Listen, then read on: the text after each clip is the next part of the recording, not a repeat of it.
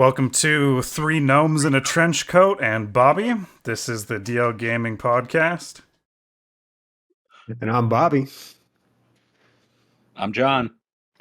And I'm in motherfucking Iowa, and I just found out that that is not also Ohio. It's two different places, and they're not even close to each other. Completely different. Didn't know.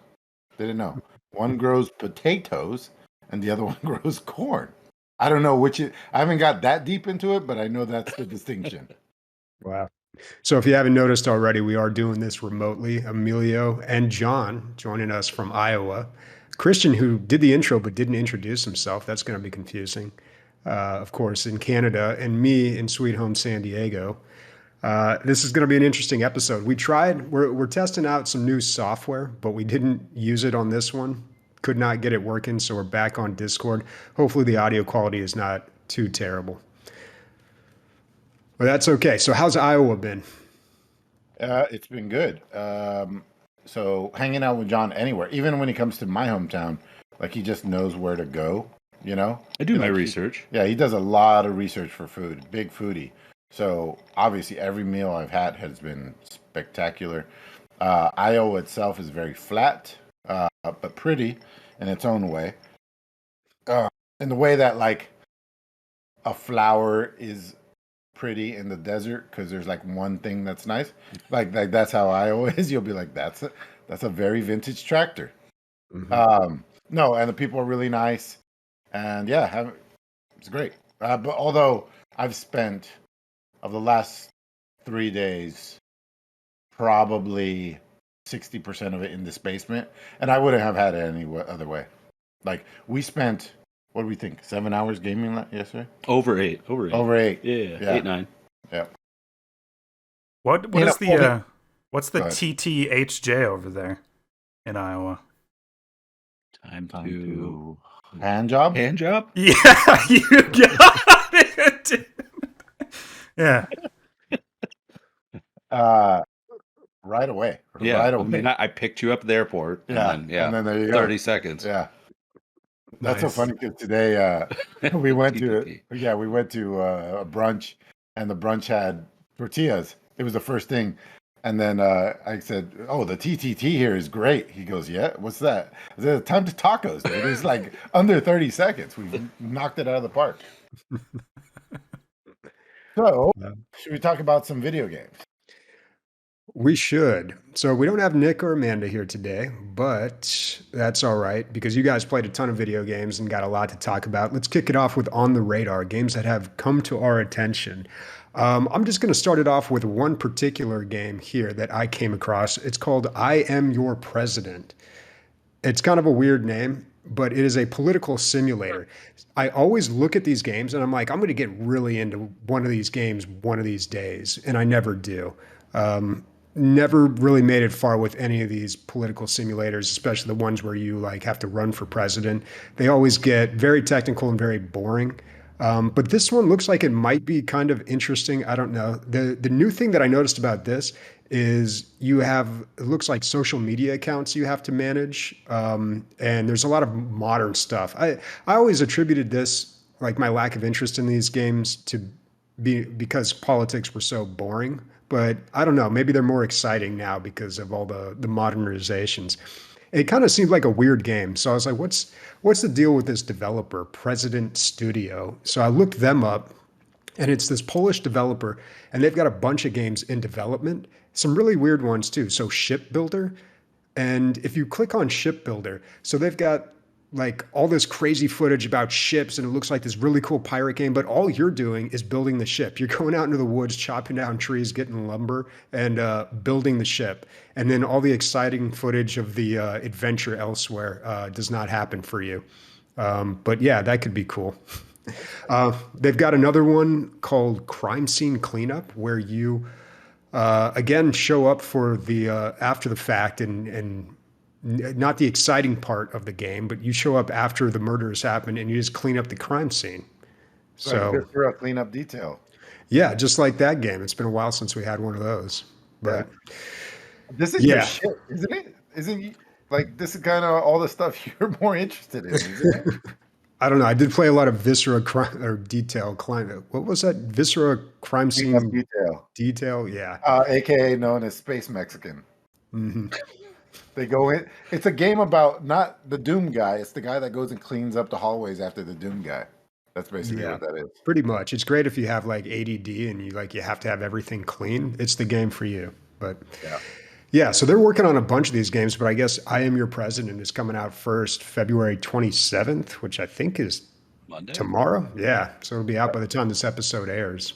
It's funny that the polls have, not the polls like the voting polls. I mean, the Polish people think they have a grasp of the American election system is enough to make a detailed game about it. You know what I mean? But I guess it's publicized throughout the whole world anyway, how it all works. So yeah, I'm sure they could figure it out. They made fake people look even faker in this game. That's right. Yeah, the characters are like cardboard cutouts. It's a little strange. Yeah. All right, that's all I got. I can't see the show notes. We got Kerbal Space Program 2. Yeah. So that came out in early access and is getting dumped on a little bit because there is a lot. It's in mixed reviews, which sucks for me because it is part of my drafting gaming league. But I don't know if does that apply to my score or how does that work? So you only get a score if it's reviewed by media, and media typically only reviews a game on 1.0. So you'll only score if this comes out, and maybe by that time it will be fixed. Yeah, good. Yeah, and it's all like bugs.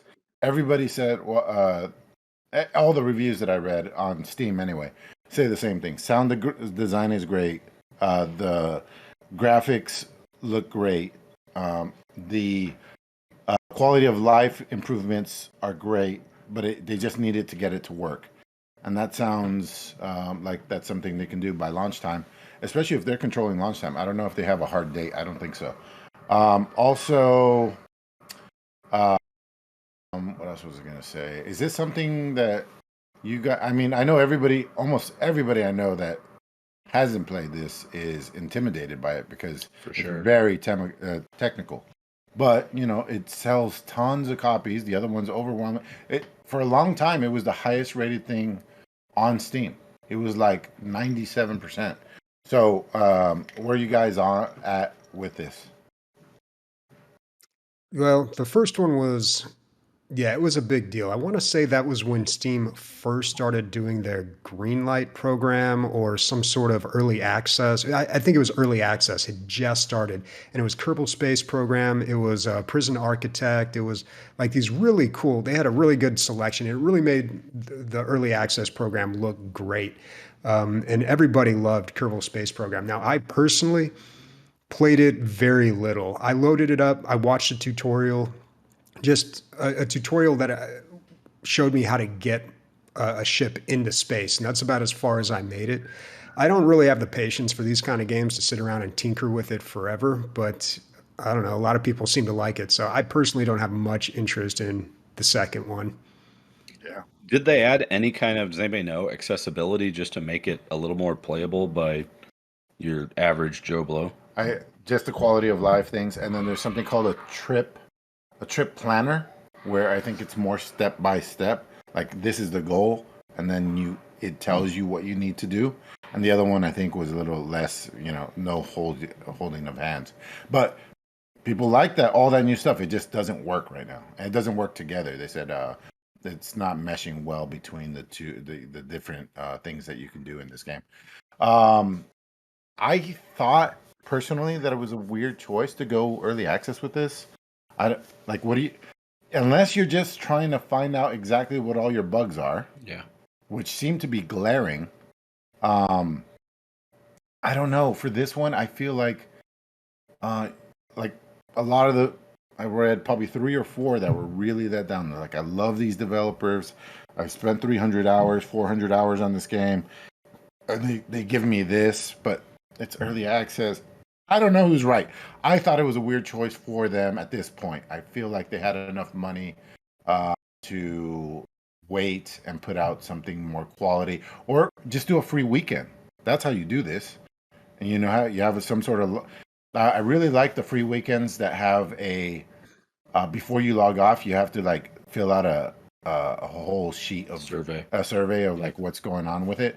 Those are the best, I think, but maybe they don't work. I don't know. I don't work at these places. Company of Heroes 3 has like the same thing, like a lot of fans expecting like top tier quality on release, and they did a year of beta testing, which is basically early access, but they didn't release it on Steam. I feel like there's like a mismatch between marketing and like, because you're right, like they're using this as a public bug test, but when you buy something in early access, that's not really what you think. Like you expect it to still be fun, right? And so people have these mismatched expectations where maybe if they went a little bit more of a community angle, they wouldn't have that this horrible review score, which is going to be really hard to get out of. You know, how many people go back and update their reviews? Not many. So well, you have your early access review and then you have your full review, which resets, does it not? No, it doesn't reset. That's kind of what you're stuck with, so it's always a challenge for people. I don't think that's true, dude, because I think Nick told us it does reset. Yeah, it does reset, dude. I said you missed the joke, man. I said Nick told us it does reset. So gotcha. It doesn't reset. This is the same product on Steam. Like, unfortunately, yeah, it's tough to do. Well, they have the recent reviews, like recent they'll reviews. Have that. I guess that's what I was thinking of. Yeah. Mm-hmm. But I could have sworn that they're like everything's highlighted with early access review, all the early access ones. But maybe I'm wrong. Filter. Maybe I just made up that whole thing in my mind. It's got to be financial, though, right? Like, what would be the other reason? Well, playtesting costs you money, and early access makes you money. Right. So the Emilio in the room's like, let's make more money. You know. I don't think it was favorable for them this time. Yep. Yeah. So the early access reviews are marked; they're tagged, but I believe they still stay after the game goes into full release. It's tough because for anybody on the end user side, it's you're buying a game on Steam. Like this one has a blue bar on the store page, and this one doesn't. Like it's just, I don't know. It's still. I think the expectations are higher when you do buy a game on Steam, even if it is early access. But if you happen to go through or do it a different way, the expectations are a little lower. And I also it depends. For me, it depends who the studio is. If it's a couple guys in a garage, I fucking get it. If you've already had a massive game, then it changes things, I think. Yeah, well, but both of these games, Company of Heroes and Kerbal Space Program 2, they're living up to expectations. And it's been a while since the first Kerbal Space Program. You know, a lot has changed since then. Even if the game were good, people have higher expectations in general these days, or different desires in games. These types of games were really popular when the first one came out. When was the first one out? Was that 2014, 2015? Maybe sooner? But back then, people were really into these like games that just like were aimless. 2015 was the official release, but I feel like early access was even before that. But it was much more acceptable back then to have a game kind of like this. Nowadays, I think people like their games to be a little more pointed, or maybe that's just me. Yeah, I don't know. All right. So is that it? I think that's it for On the Radar, since we don't have Nick and Amanda here today. False. Nick is John. Oh, okay. Yeah, so I did throw a couple games on there. One of the ones that Emilio brought to my attention that I guess somebody posted on the radar. Yeah, so on Discord. I didn't recognize him, but thank you for that, and keep it up, man. That was a good one. Yeah, for those of you that don't know, on the Discord, you can reach that via dlggaming.net, and on the Discord, we definitely take on the radar suggestions, and this was actually submitted by one of the folks. So Bleak Faith was a game that someone submitted that comes out on March 10th. I actually don't know a ton about this, but it very, very, very much, to me, looks like a Souls-like. So third-person perspective, action, very dark, kind of gloomy look to it, but looks extremely interesting. For me, it looks a lot like Mortal Shell, which was a really successful kind of diet Souls-like that I played and really, really enjoyed personally, and we even talked about it here on the podcast a while ago. And then saw this and thought for sure it's got to be something comparable to that. Not sure about any of the mechanics or any of that, but it looks kind of dark, scary, but super fun. Graphically impressive and customization impressive as well. The thing that stood out to me when we were watching the trailer, this first trailer is like highly stylized. You could barely see anything. On the third trailer, Christian, you could see, and if you skip like halfway through, you'll see that there's like mega enemies, like that thing right there, right? And he seems to be hiding from it in this like Bleak city or whatever. But later on, at the very end of this video, you'll see that he, the player, jumps on the back of it and climbs it and like is climbing towards its head, and it's almost like a platformer where you get to this dragon and then you're climbing it and gonna kill it, I guess. But so it reminded me of Shadow of Colossus, and we have not seen a lot of that since Shadow of Colossus. I think there's been 2 games that tried, and I don't think they were very successful at it. But to mix that in, even if it's one encounter, I mean, that's you're almost making the engine do something completely different than the regular thing to get this whole other action sequence in. I hope it works out for them. It looks like a smaller developer. I didn't do my research on that, but yeah, it's got its own cool little look to it. I like it. It looks post-apocalyptic, actually. It's because there's cities and towers, but he's using swords, so something went pretty bad if that happens. Definitely not Iowa. Yeah, not Iowa. Not gray and bleak this time of year. So that's coming out March 10th, and that's Bleak Faith Forsaken. We're coming back from the airport, and I was like, John, is everything always gray and brown? Is everything? He goes, yeah, I don't think, you said something like, I don't think there was a plan. It's just the way things worked out. Yeah, this time of year, it's definitely pretty dark and gloomy. But the buildings, too, are gray and brown. Yes, this is all of them. Everything, looks kind of dull and dreary. So when you see that desert flower, guys, that vintage tractor, it stands out. All right, what else we got? So the other one that's on the radar, actually, I think comes out on the 3rd, so end of this week, is Wulong Fallen Destiny. I think I have that name right. So it's from the creators of Neo, which I was a big Neo fan. I actually went through and played and beat Neo 1. I have not beat Neo 2, but have it on 2 different platforms. But is that the blindfolded girl? No. Oh. Never mind. Yeah.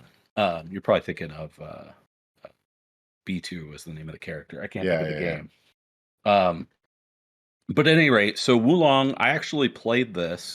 They did a free weekend on PlayStation for a demo, and there is a demo available actually right now. We saw it on Steam. But they did a free weekend demo like over a month ago, and it's a really interesting game, kind of Souls-like vibes, but there's no stamina to it. The very interesting part here, and I can't remember if it was you, Bobby, or Minnie that played Ninja Gaiden. I think that was Minnie. That played the Ninja Gaidens. But it's by Team Ninja, so the same developers that made the Ninja Gaiden. So think of this as like the spiritual successor to Ninja Gaiden, but then also kind of the latest and greatest Souls-like elements in it. It is a really fun game, super fast-paced from the demo I played, a handful of bugs, which I believe they're going to have, I assume they're going to have all worked out, but just really, really interesting. A game that definitely, from a third-person perspective, it's a lot of fun to just, go fast and work as fast as you can through enemies. No stamina, so just working through combos, basically. It's very combo-oriented. The other part of it, too, just to make sure everybody's aware, is I believe this is free and a part of Xbox Game Pass, so it will come out on Xbox Game Pass. So for anybody that wants to give it a try, give it a whirl, they can do that there. And it's also multiplayer as well. So if you want to do a little ninja role play in the Wulong universe, happy to dig into that with anybody. Go ahead. Oh, go ahead. I'm sure you have something much better to say. Sun Wulong comes up a lot whenever like Chinese characters are involved in anything. He's like one of the first ones. I think it's kind of like their Superman or their Odin or Thor. It's just part of the mythology, and it's one of their coolest characters. And yeah, I always thought he was cool. I've looked up his powers. It's ridiculous. It's like beyond Superman, I think, because he can basically just like make himself any size, any strength. His staff is in. Yeah, it's crazy. Yeah, and this is all RPG. So you pick your character class, you do your character customization, all that fun stuff, and then you. Oh, you're playing as Sun Wulong, right? No, No. you get to completely customize your character. Oh. Yeah. Like I said, I only played part of the demo, which went through one boss, and that was it. So didn't get very involved in the story. But the gameplay, and I'm not a person that played Ninja Gaiden, seems, from what I've read, very, very reminiscent of that. Very fast paced, very combo based. I may be barking up the wrong tree, man. I thought, okay, this is not the game that I thought it was. All right, go ahead, Bobby. Now, I was going to ask, is it Ninja Gaiden or Ninja Gaiden? I've always Oh. said Ninja Gaiden, but I could be wrong here. I don't know. I think it's wherever you're Could be from. my Iowa slang. Could be your Iowa slang. Yeah, let's get a pronunciation check here. I'm curious. All right, let's see. Ninja Gaiden. That is Gaiden. Gaiden. Okay. Yeah. And which is how I've always pronounced it. But, there's things that I've mispronounced my entire life just because it's like something from a video game or something like an acronym in IT or something. And then I hear somebody say it and I'm like, oh, that's how you pronounce it? Because you always read it. You never hear it. You know what? What ends up happening when you're an avid reader and you grow up in the ghetto where nobody ever says colonel or lieutenant, and it just never comes up, and then you fucking try to say it, and it's nowhere near what it sounds like. It gets embarrassing real quick.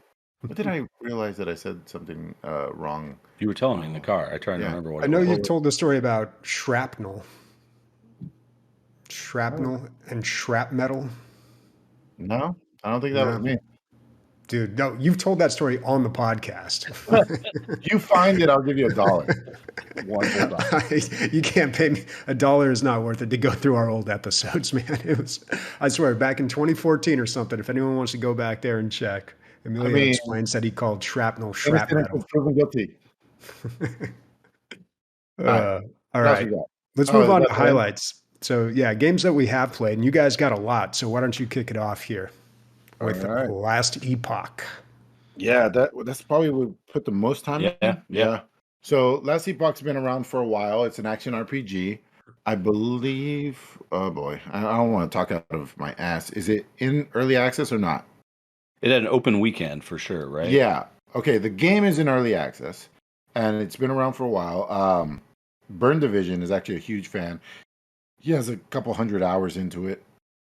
It's an action RPG kind of Diablo-esque game, and there's different epochs you go to, whatever, however you want to say it. So you'll go to a dinosaur level, you'll go to a Roman area, you'll go to You're going through different sequences in time. Yeah. Instead of like, it might be, I don't know if it's the same patch of land or different, but yeah, it's different time places. But you don't get very much of that where we are playing. What they're doing is they're doing a stress test for their multiplayer. So multiplayer is coming in soon for people who have already purchased it. But they did a free weekend. This is what I'm talking about. Developers, listen up. You get a bunch of people. You get a bunch of feedback. Although there was no survey, you should. I played for 4 hours. I have a lot to say. But about the game itself. So it is a lot like Wolcen, and we compared it to Wolcen many times. Yep. We were fans of Wolcen. We played it all the way through. Yep. And despite it being buggy as hell, Wolcen was very buggy. Not just with the multiplayer, but just menus and UI and stuff. Every once in a while, just weird shit would happen. This is a lot less buggy. At least it's in early access. Wolcen was a full release when we played it, and it was very buggy. It's not as flashy as Wolcen. Wolcen had the great graphics, and the cutscenes were really well done, but not a lot of enemy diversity. And this has tons of. I can't believe it. I can't believe how many cool characters they just keep coming up with. Every area you go in, it's a different time, so they have different bad guys. And even within the same areas and timeline, you go to a different area within that timeline, different bad guys. We must have saw 100. Yeah. Oh, easily. 100. 100 different enemy types, and not even close to each other. And the only downside is like, are these the ones that explode, or are these the ones, because you can't really These look remember. familiar. Yeah.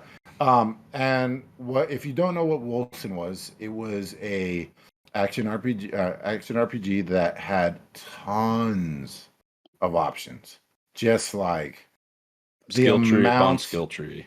Yeah. So obviously you have your skill tree for your character, but that's dwarfed by the skill tree that you have for each ability. So if you have favorite ability, you'll end up with about 10 abilities. Of those, you can equip 5. Of those 5, I think 4, or maybe all 5. Maybe all 5 you have equipped, you can specialize in. What that means is you can actually go into and start to tinker and fuck with it. And you can end up. John and I could both roll the exact same character and archetype and be completely different. Yep. Play it completely. Yeah. Completely And uniquely. how many there's 4 archetypes, and then that breaks down to like 12 classes or more, 15 maybe. And so there is, options on options and options, and that's good.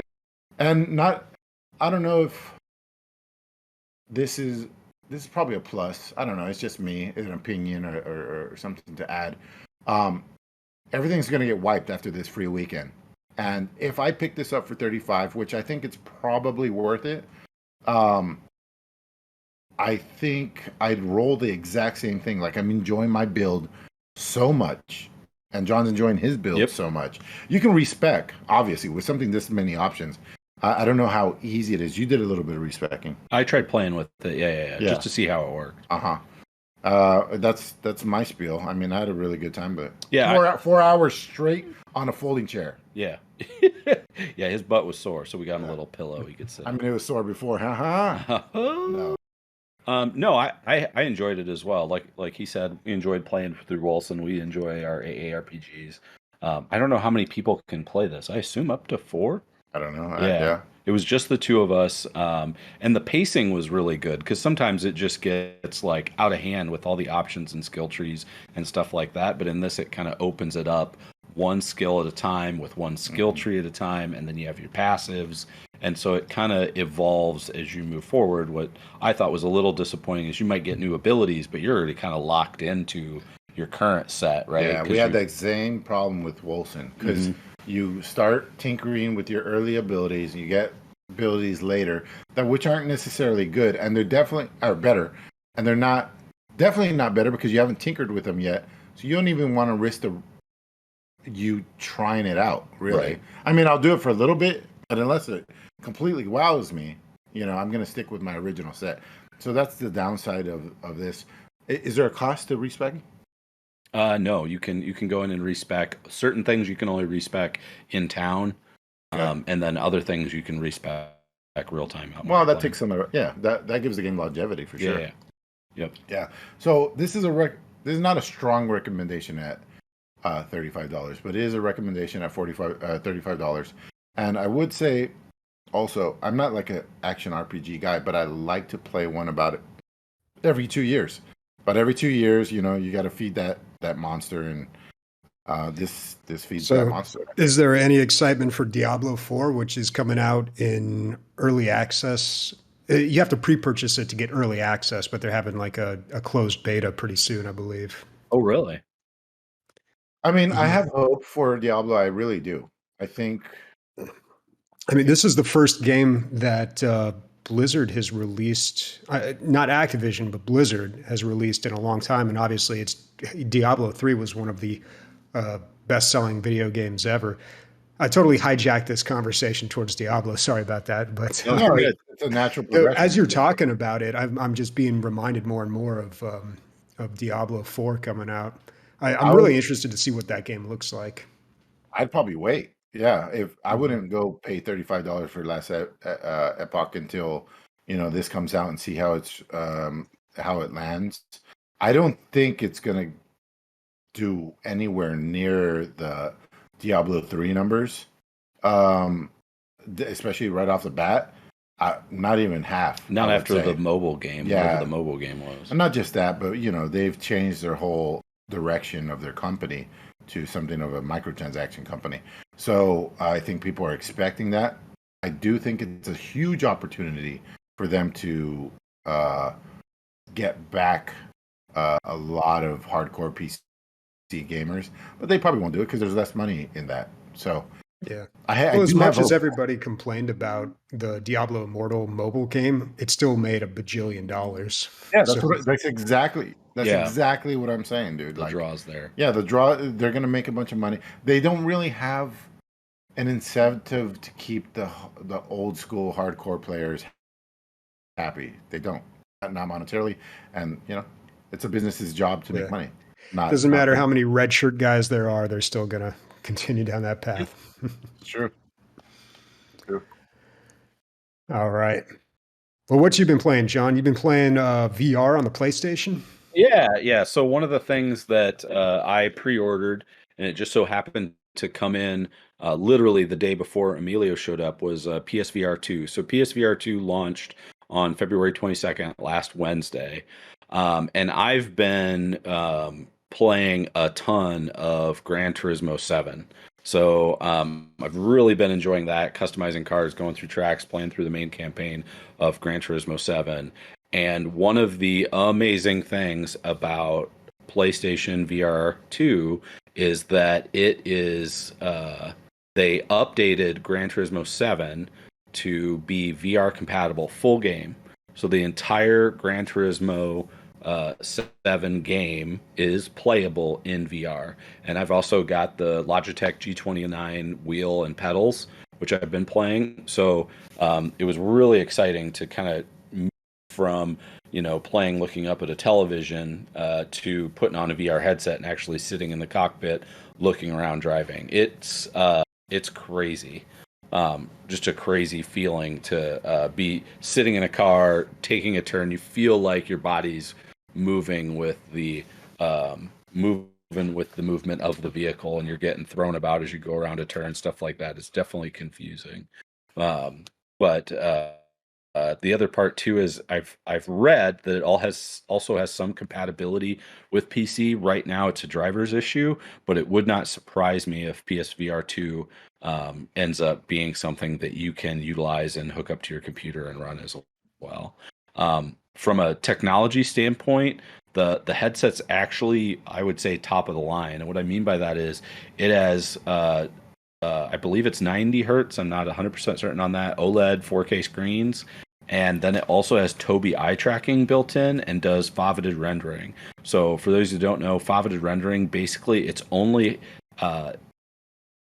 doing high resolution imagery where your eye is looking, and within a certain number of degrees around that focal point of your eye, everything else is generated at a lower resolution, so it's a lot less taxing on the hardware. So a very interesting article I read is basically a PlayStation 5 with PSVR 2 is equivalent to one of the latest and greatest headsets, take your pick, for PC, and a PC running with a 3090 Ti, which is just insane to think about from a cost perspective. It's so smart, and also like weight wise, it doesn't weigh anything. It doesn't weigh anything. Like so it has. Did you talk about the flaps? The really thin flaps. So it has your standard like foam thing that goes around and touches all the way around, but attached to that are these like really thin.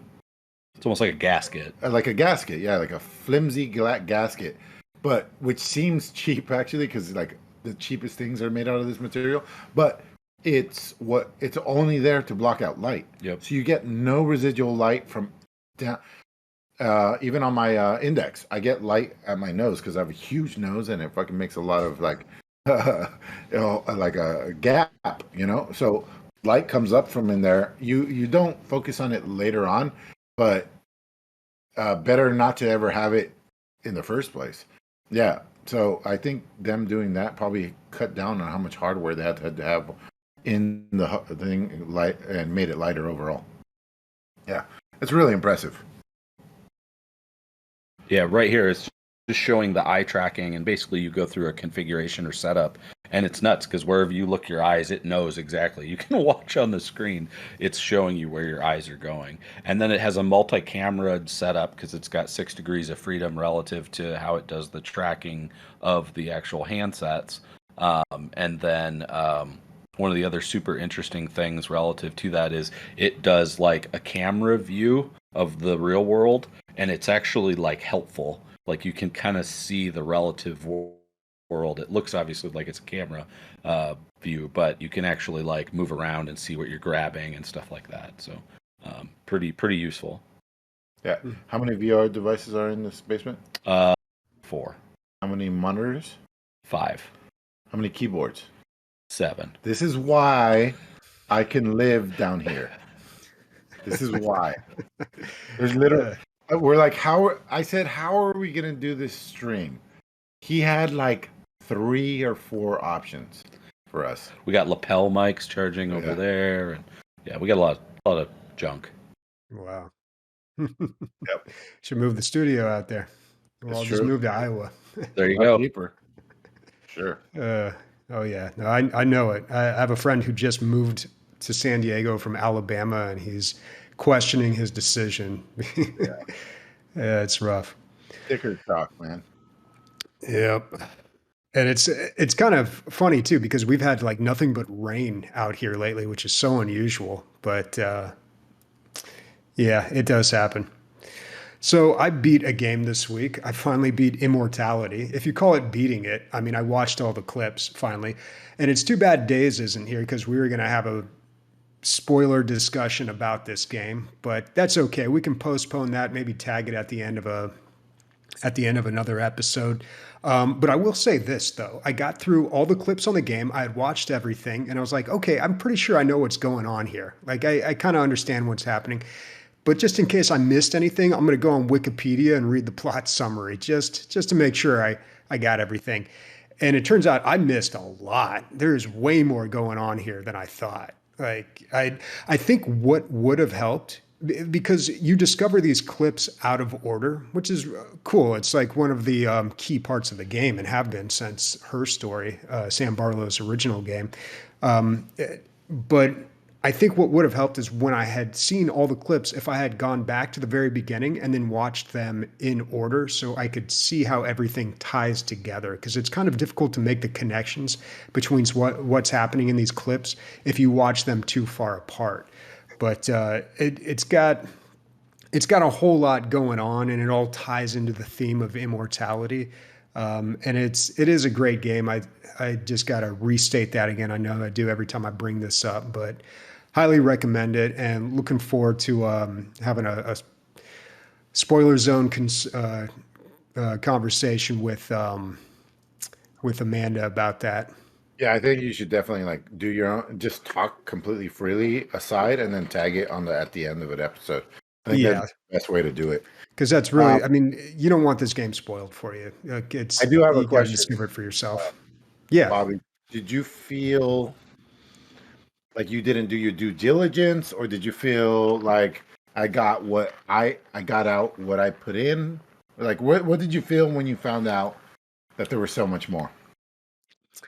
I thought it was kind of on me. I think the information is there, but I think I just didn't, because it's a lot of footage. And I think Amanda, she beat it really quickly. She kind of skipped through the game really quick, maybe played it on fast forward, like some of the clips, or like didn't watch entire clips, and which you can do. And like you'll eventually get through most of the story, but then you'll miss a lot of details.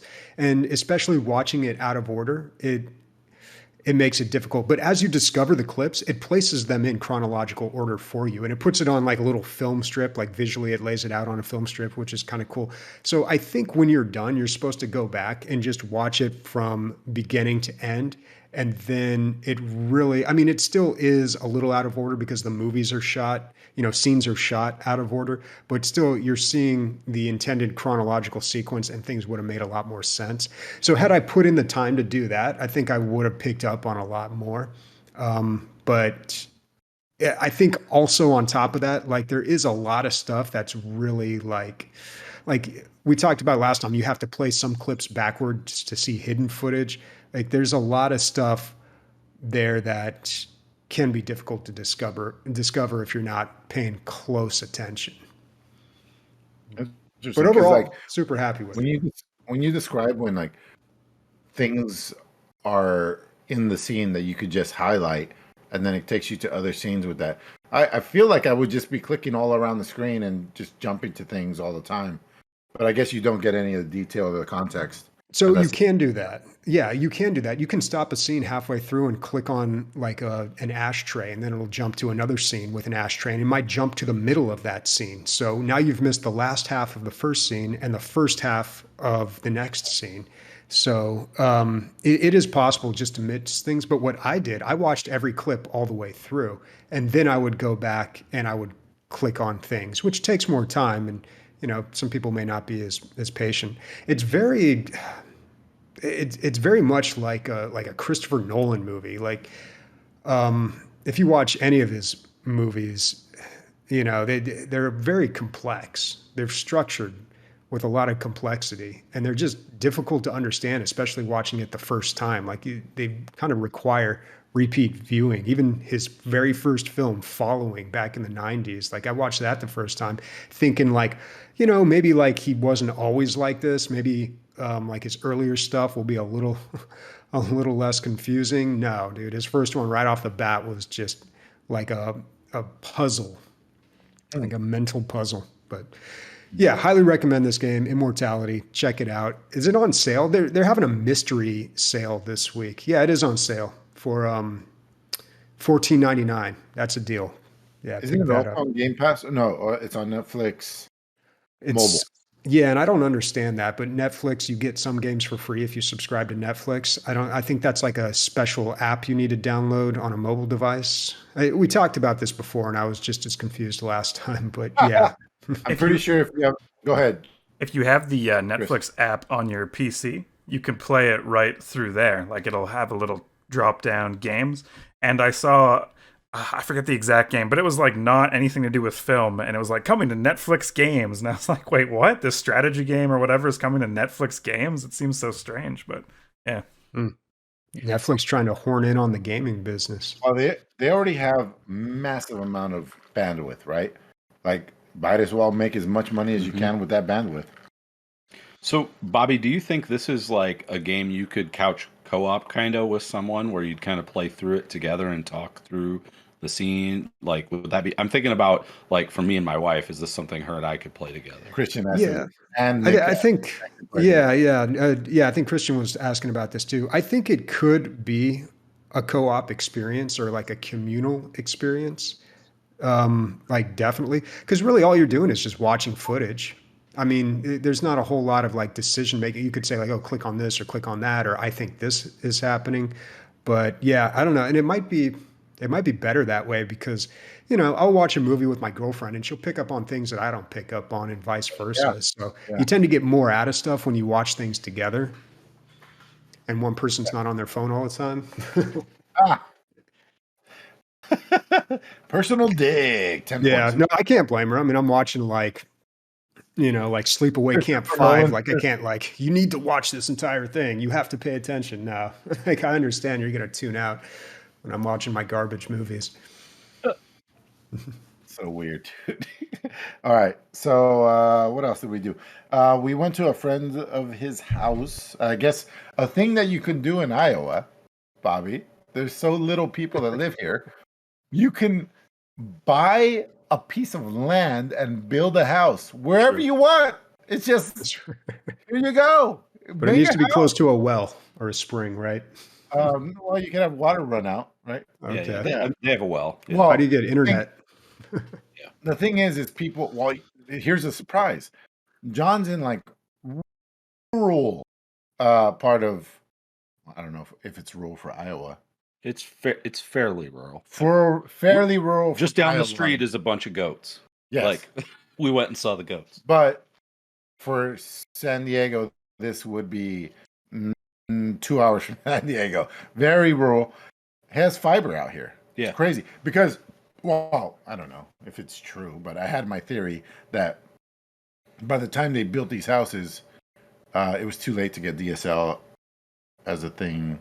Well, they could go. There's DSL available. There's cable internet available. What it is a smaller company decided to compete with those larger companies, and how they did it is because they were able to work with local contractors to actually dig and establish a fiber backbone and fiber internet to all the homes. So what's actually super interesting is a lot of these more rural, smaller cities, because they weren't humongous and there wasn't there was a lot less restrictions on the infrastructure and building. Yes. So they were able to run fiber. So essentially they've distributed fiber through a lot of the smaller towns outside. And fiber is a lot more common now too. I mean, I'm seeing fiber everywhere. There's AT&T is starting to advertise 5 gigs down and up too, but I don't think that's actually happening yet. And you can get fiber like straight through Wi-Fi with Wi-Fi 6 now. It's insane. It might be time to upgrade my mesh. It doesn't matter, but I got to figure that whole out thing out. So to pull on this thread a little bit more. So I had prearranged with a buddy of mine to go over to his home. And he's a big foodie. Him and his wife are, and they're great cooks. And I have been dry aging a whole strip loin, New York strip loin, for about 45 days. So then we've trimmed that out Friday morning, and then custom cut our own steaks, various thicknesses, stuff like that, and went over there at about 4:00 and just basically drank, hung out, cooked with them, had this world-class a steak meal with them. This is what went into this sous vide. I mean, to this steak. It was 45 days. John had to buy some steaks and put it into his dry aging time machine. And then for 45 days, you also put goat fat on it? There was duck fat on the outside, and then I seasoned the inside of the dry ager with mezcal, and then had a little container of mezcal in there. So that brings all the boys to the yard as far as bacteria, right? So you want the good bacteria on there, and they start doing their thing or whatever. And then you go upstairs and you trim it all up. He's like, hey, I'm gonna need some help. He did everything. Literally, I threw away scraps of bacteria. That's what I did. That was my job, bacteria guy. So then from there we have these perfectly cut 14-ounce steaks, something like that. And then so from there we go to the friend's house. Then it's a 2-hour sous vide. Okay, 45-day, 20-minute drive, 2-hour sous vide. That's boiling in plastic, right? Basically, yeah, it's cooking, a French cooking. Perfect, yeah. And then a flamethrower for 15 seconds. I'm not kidding, guys. Like at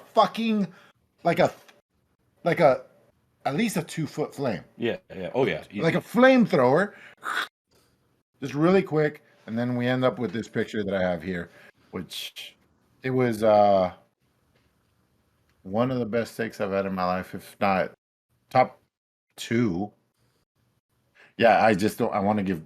I don't know. What was the top one? I don't know. It's possible. It's really good. It has its own flavors for sure. You just didn't want John's to be the number one. No. I mean, he already has the best basement I've ever been in. Gotcha. Yeah, you don't want to build his ego. I hear you. The best meat. But yeah. So then we played board games, and then being John, we brought 14 board games that weighed 55 pounds collectively. But don't worry, I'm built to carry things. And so I had no problem with that. But then we go in, and I was like, dude, let's do the most digestible one, because these, I don't know what their comfort level is. So we went with Dungeon Mayhem. Monster Madness. But what I was confused is, does you get the original 4 decks with? I don't think you do. You don't, because all the monsters. The werewolf one. The monster was in that one. All the Monster Madness ones have effects that affect larger groups, because it's all intended for larger groups of people. The base game is only like up to 4 people or 6 or something.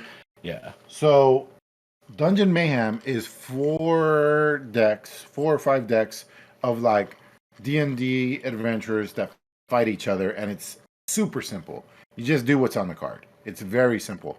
And because there's no order, you just attack whoever you want, and then that causes enemies, and then it doesn't matter because it's a new game. It's like they're very quick, 10 minutes.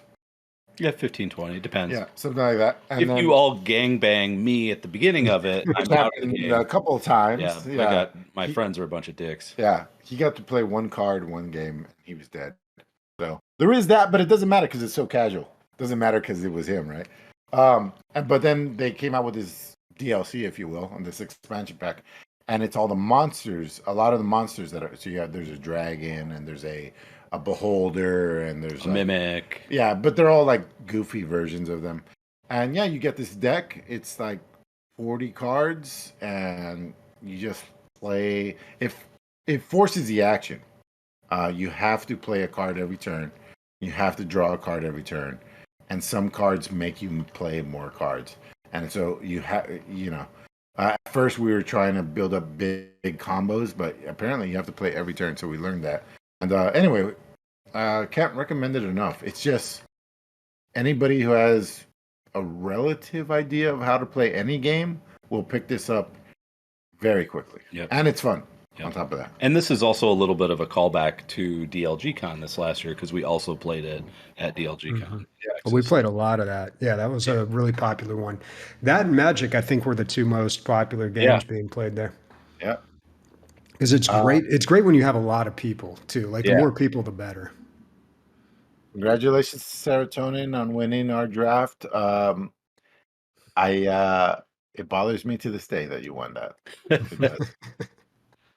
But congratulations. Some pretty heated matches of Magic there. The first year, I remember it was Smash Bros, man. Some egos were on the line with the Smash Bros playing.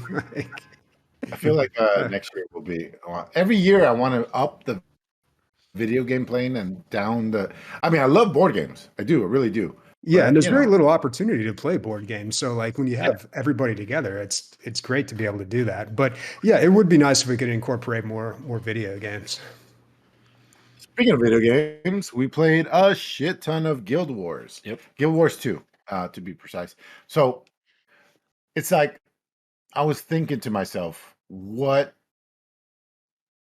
let's all be honest here. The reason that we don't LAN anymore is because you sitting in your own chair, in your own monitor, with your own keyboard and your own mouse and all that stuff, in your own environment is more comfortable these days than it was back in the day. But back in the day, the internet was poop, and so you had to come to each other's house.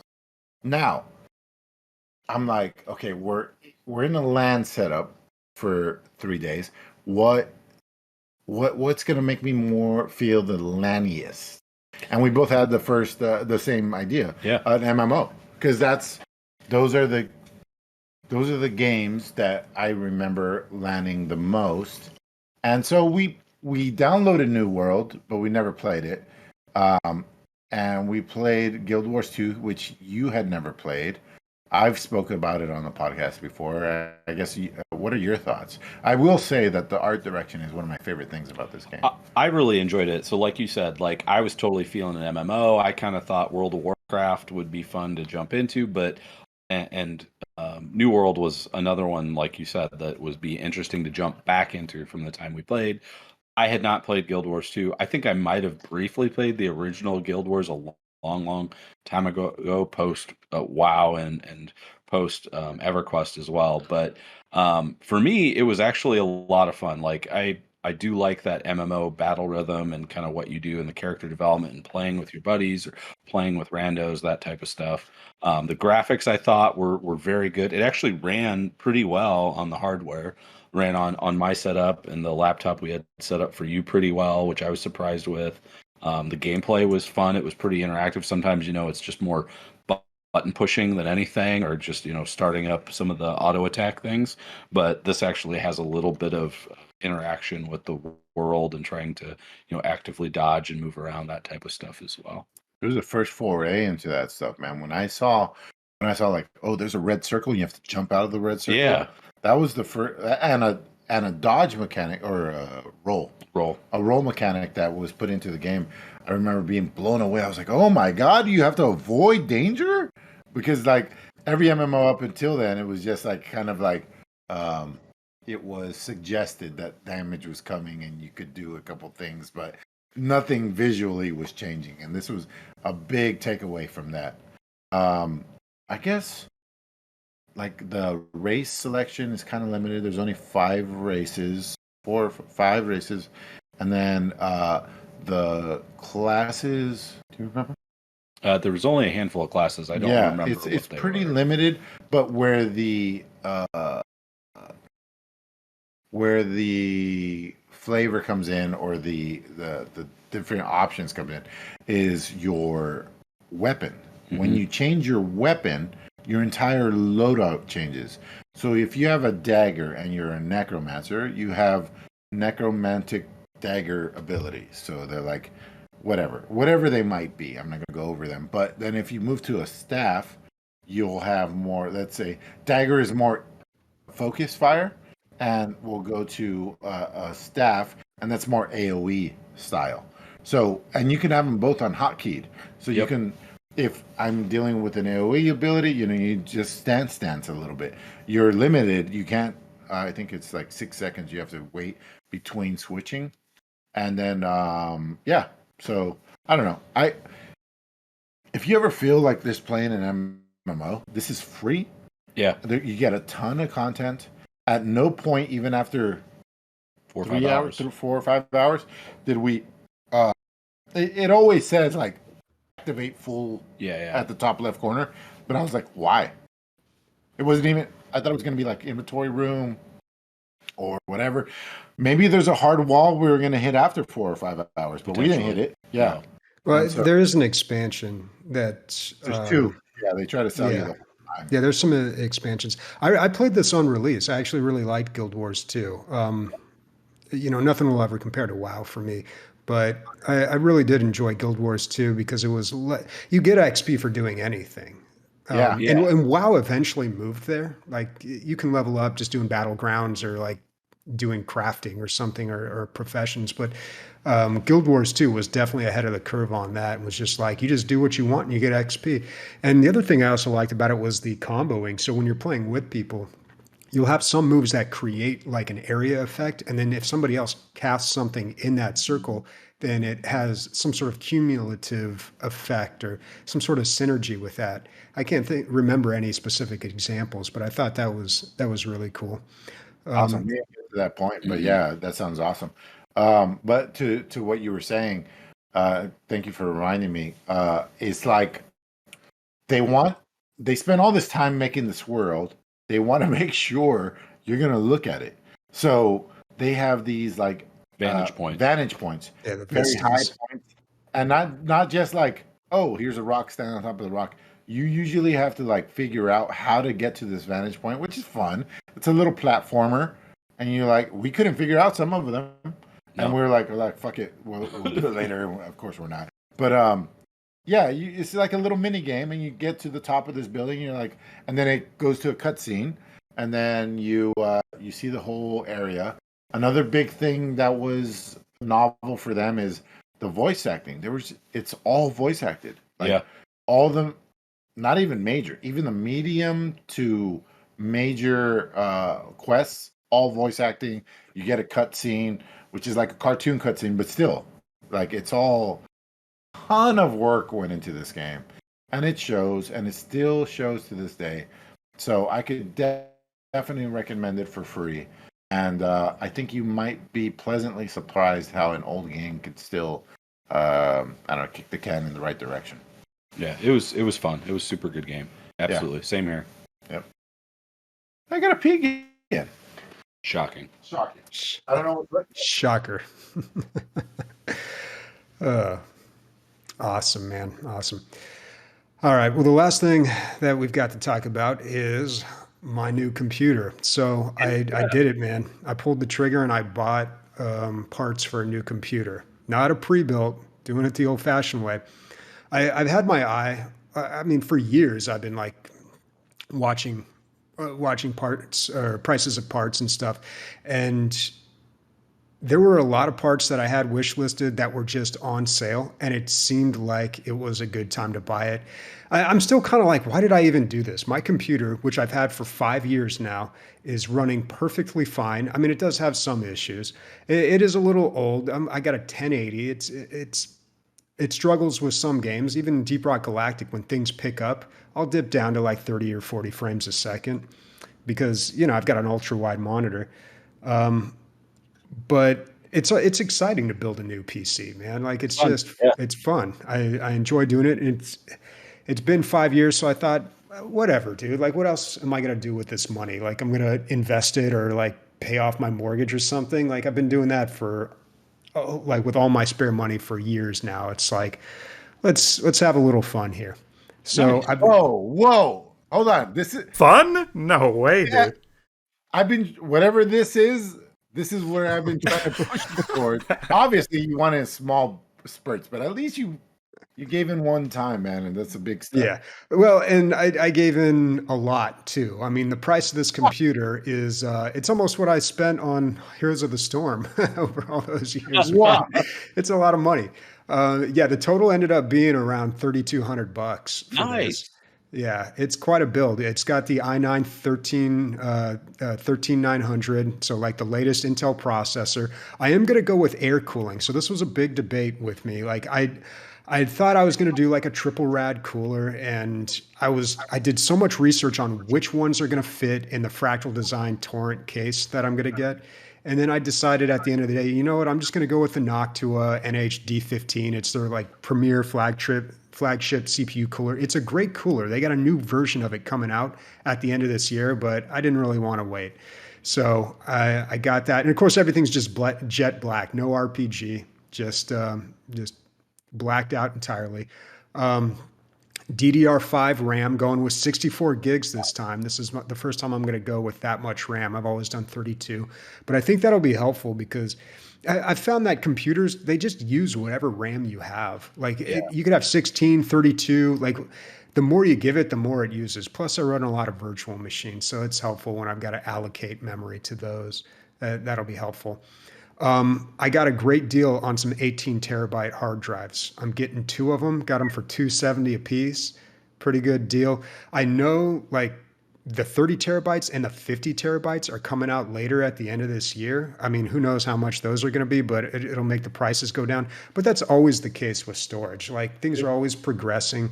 Not so much with computers these days. I feel like things have stabilized a little bit, or with other computer parts, but with hard drives, it's just there's always something like bigger and better right around the corner. So it doesn't matter when you buy. Now the graphics card, I was going to go with the 7900 XT, like $850. Really good graphics card. Keep in mind, I'm upgrading from a 1080, so anything's an upgrade at this point. But I did find an Asus RTX 4080 at MSRP, $1,200. So I was like, you know what, man? Like I've been with NVIDIA for so long. I'm used to that. My monitor supports G-Sync. Let's stick with that. And the performance is better, even though I personally think it's a little overpriced. It's gonna be crazy, man. I don't know what game I'm gonna run. Like I'm gonna have to buy some fancy new game. Maybe I'll load up Cyberpunk or something just to see how it looks. But it's gonna be a whole new experience. Now, what I didn't think about is this is the longest I've gone, not only just with the same computer, but with the same operating system. I tend to reinstall my operating system a lot, but I haven't done that in a long, long time. So it's kind of a mess, man. Like I've got so many things that I got to back up. Things like stupid things like my save files for Far Cry 2 or something like that. Like the games that don't have Steam Cloud Sync or whatever it's called. I've got Star Wars Knights of the Old Republic and Jedi Knight 2 or Dark Forces 2 Jedi Knight. I've got those with all the mods and everything configured exactly how I like it. I don't want to have to do all that stuff again. Daikatana. So I'm just like backing up all these games, just zipping them up and throwing them on my Google Drive now. And I'll have to replace all those. But I'm sure I'm going to forget something and regret it. But Oh, well, because the only thing I'm not replacing on this is my power supply. So I've got an 850 watt platinum EVGA power supply that I bought with my last build. It's about 5 years old. And if you get yourself a good power supply, you shouldn't need to replace that for like a decade or two. Like those things are just, they're solid. Yeah. Like they're built to last. And my only concern is like nowadays, these graphics cards require so much juice. They're saying you need these big, bad, like these big, huge power supplies to support them. But with the 4080 and all the other equipment, I think the 850 is going to be all right. And according to what I've looked up, it looks like it's going to be okay. But hopefully that's the case because I don't want to spend another $250 on a power supply. But yeah, man, it's going to be a process. Like I should have all the parts in at the latest by March 8th. So, I'll probably be building it around then. And because I'm using the power supply for my old machine, like I've got to get everything backed up. I mean, I guess I could hook up the NVMe and plug it in there and transfer stuff if I needed to, but I'm going to have everything like ready to go, shut down the old computer. That one's gone for good, set up the new one. And then we'll see how it goes. But I don't know what I'm going to do with my old computer, man. I usually just sell the parts on eBay, but I don't really know how much I'm going to get for these, but we'll see. Give it to a young person who plays Minecraft, Yeah, there you go. Get someone into PC gaming who's, 12 or 13. Give it to me, though. Hey, so even if your power supply is not like what you need and you have to get something else, I like this new Fuck It Bobby. Like, Fuck It Bobby. We'll just get a new fucking get two of the same one. Double it up.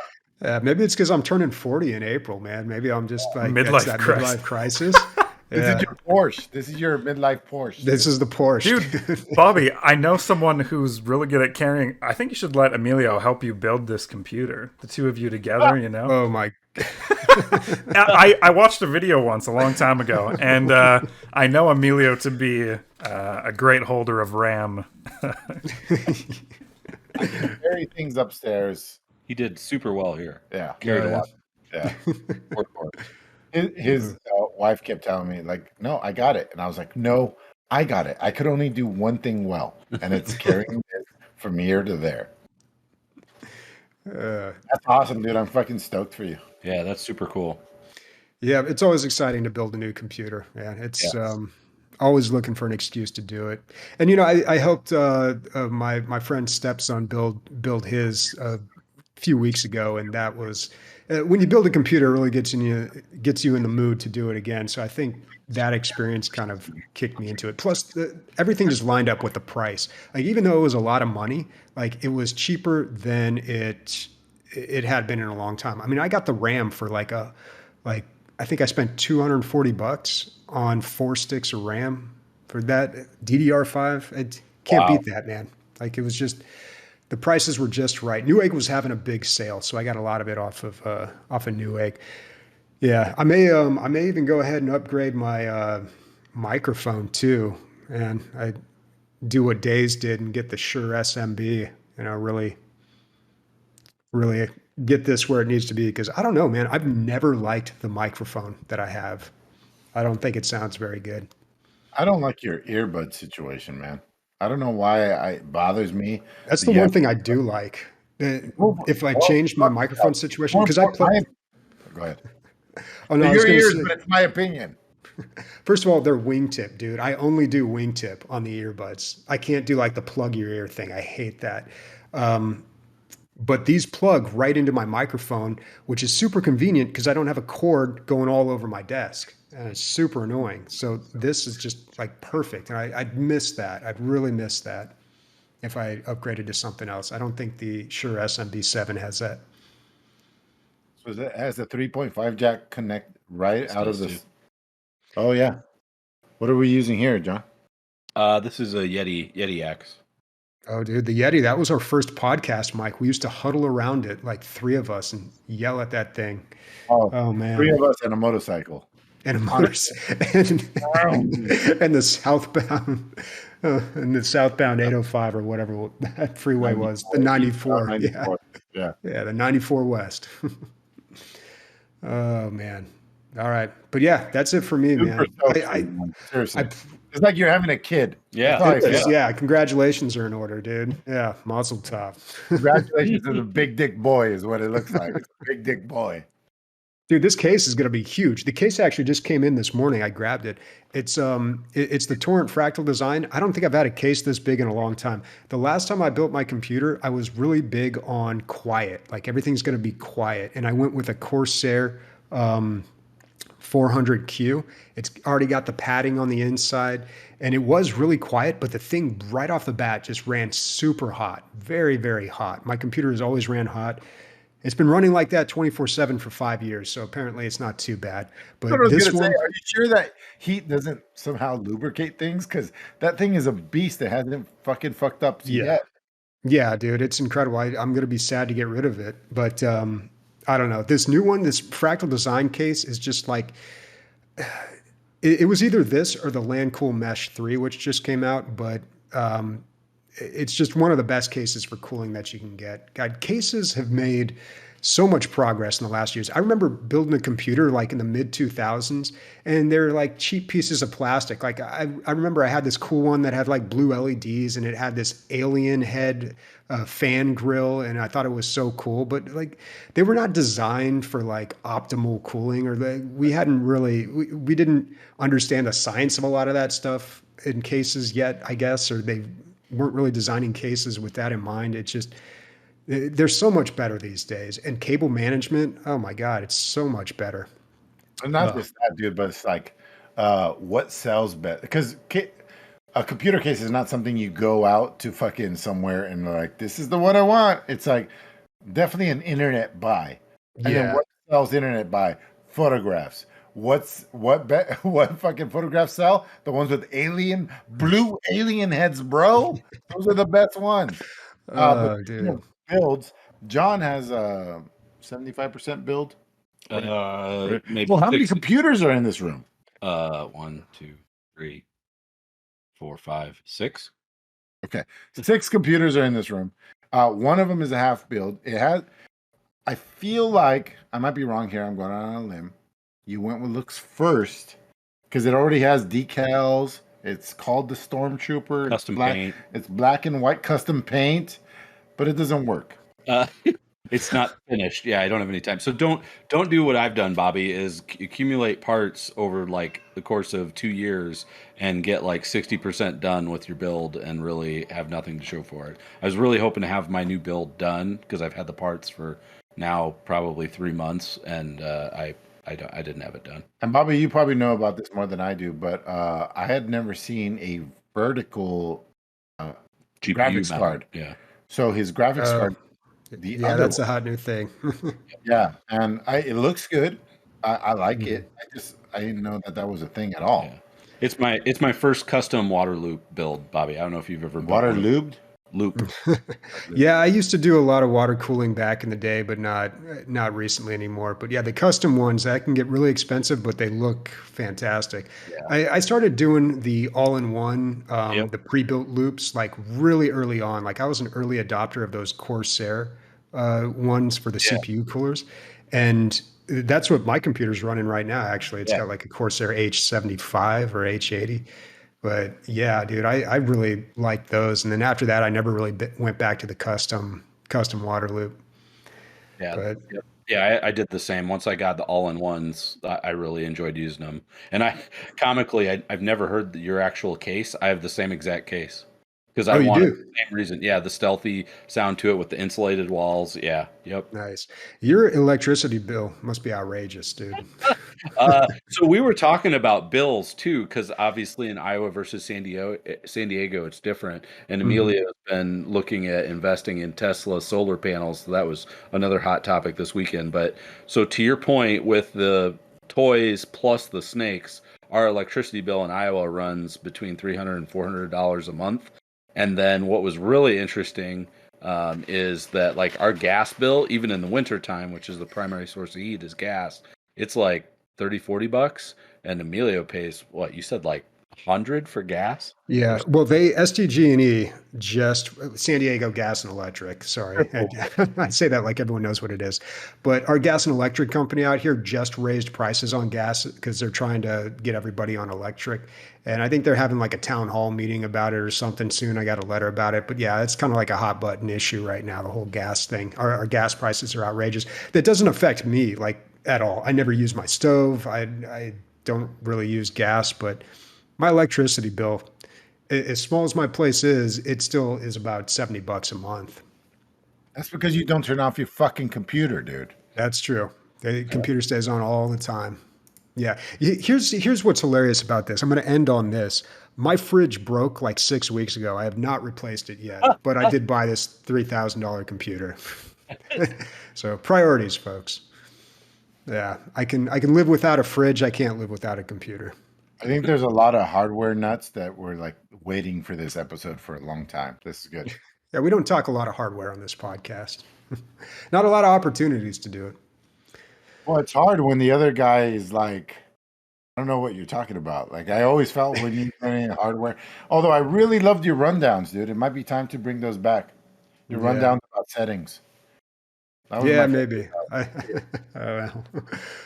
All right. Well, I think that's everything we got to talk about here. We do have a few subs. I want to shout out King Tyron. He gifted 4 subs. Thank you so much, man. We appreciate it. He's been gifting those subs a lot, man. Been coming through lately. I think he's doing equal shitting on Nick and also being charitable at the same time. Yeah, dude. He's been gifting subs the last 2 weeks. We haven't had Nick in the last 2 weeks. I don't know. Coincidence? Would it be more profitable? Okay, never mind. All right. Let's not even go there. Okay, and then 34 months for, here we go, folks. Vieux Mot Guerrier. I hope I got that right. God bless you. Yeah. We all know him as Nyanko in Discord, but that's his Twitch name. Yeah. Oh, I know it's you, Nyanko. He's putting his name in chat. I know it's you. All right. And I don't think we have any listener questions, folks. So I think that's an episode. Is that 2 weeks with you lazy fucks not sending in fucking listener questions? All right. I'm going to just start having to make my own. All right. I see where we're at. Dude, that's what I've done for a long time. When you make listener questions, you got to make the name of the asker something that is difficult for someone to pronounce. Just keep that in mind. Okay. Also, has anybody checked on Merconius? Is he okay? is that? Oh man, yeah. We should call him the a cops in message. his local area and have a safety check on him. Just make sure everything's all right. I think it's we haven't had a listener question from Merconius, and we usually get 5 a week, and we haven't heard from this guy. It So snowed we're a little like concerned. 12 feet in Vancouver, dude. Maybe he's just stuck in his home. It doesn't usually Just snow buried there. under snow. Yeah. Shit. Could be. Merconius. All right, what's everybody playing next week? I said last week I was going to play the Darkest Dungeon 2 demo. I got it. I loaded it up, but I have not played it enough to talk about it. So I'm going to follow through on that and should be talking about Darkest Dungeon 2 next week. 80% of the demos that I had not played, and and NextFest had expired. They also expired with NextFest. So like, And same with Darkest Dungeon 2, but you can still get access through Epic Game Store. oh, okay. Gotcha. Yeah, if you pre-purchase on Epic Game Store, because it's going to come out there first, and then maybe eventually Steam. I'm not sure how they're doing it, but In a lot of ways, I feel like Returnal was built for me. So I'm just gonna really try to dig into it, even if it's flawed in some ways, or like everybody complains about the same thing. That the progression is, it's hard. It's a hard fucking game because you start from square zero every single time. But that's my roguelike is my form of hard, and Souls-like is John's form of hard. So yeah, I really want to play more, and the co-op is so seamless. It's good. It's really good. Yeah. Now, did that work on the Steam Deck for you? I did not try to run it. Oh, I did play some Steam Deck just really quickly. First time playing Soulstone Survivors on there. I think I played it the entire time. I only Yeah. played one game. Yeah, I've done it. It's like that's all you need. Yeah, It's like Salsa and Survivors. It's the perfect deck game. Yeah, for me, I'm actually flying out tomorrow morning for a work trip, and then flying back on Thursday, which for me is a fantastic time to put some games on the Steam Deck that I haven't played or that I've been itching to get back into. I'll be honest, Bobby, you're making me want to get back into Monster Train, so I might have to throw that on there and start playing that based on how much you've been talking about. Have you played the DLC yet on Monster Train? I have. What was really interesting was that on the Switch, they had put that DLC in one of the updates earlier on, so all that gameplay and everything is in there. I haven't played it on PC yet, so I haven't played it on Steam Deck. So Nintendo does everything very strangely. Yeah, it's weird. Well, it's different than what we're used to. It's not strange, I guess. But like, Binding of Isaac has just the base Binding of Isaac. The only one you can buy has things you can't find on PC. Has some of the DLC content, but not all of it. It's like this weird point that they decided was this is what is best for the Switch, and they left out everything else, even though some of that is paid content. It's very, very strange. And then Repentance, which was the end-all be-all DLC, not available on Switch. Very strange. But Nintendo is very controlling, and it's worked out for them over the years. Mm-hmm. Yep. Christian, I'm always curious to what you're going to delete this week because you can't control yourself. Back on the BattleTech train, so shooting mechs. Oh, we've noticed. Yeah. We've noticed. While we were playing 17 hours of it last Epoch, guess what? Who was right there co-pilot? BattleTech. Yeah. It's so good. Yeah. I'm glad you're enjoying it, man. And there's a DLC, yeah? Yeah, there's 2 DLCs, and I was looking into it, but oh man, I don't want to have to weigh my life's responsibilities with how much I'll be able to ignore them with like new content. I'm getting to the end, I think, of BattleTech, which will be a nice to try something else. Also, I got a random text. Eatless Beef sometimes randomly texts me, and he's like, "Do you want to play BattleTech while I'm playing it?" I'm like, "Dude, it's I don't know. You guys get random texts from listeners?" I forget that it was multiplayer. It's multiplayer? Yeah, and I feel like that's a big component of the game because the AI, after a while, you can kind of guess what their strategy they're going to do. But yeah, it would be super interesting to play with someone real. Huh? Do I get random texts from listeners? Yes. Everybody wants to fuck me, dude. I'm the fuck boy on the episode. I don't know. Okay. And with that, speaking for Christian, Robert Digital, JP Diddy, and for Ender's Logic, go ahead. Iowa titties. Hey!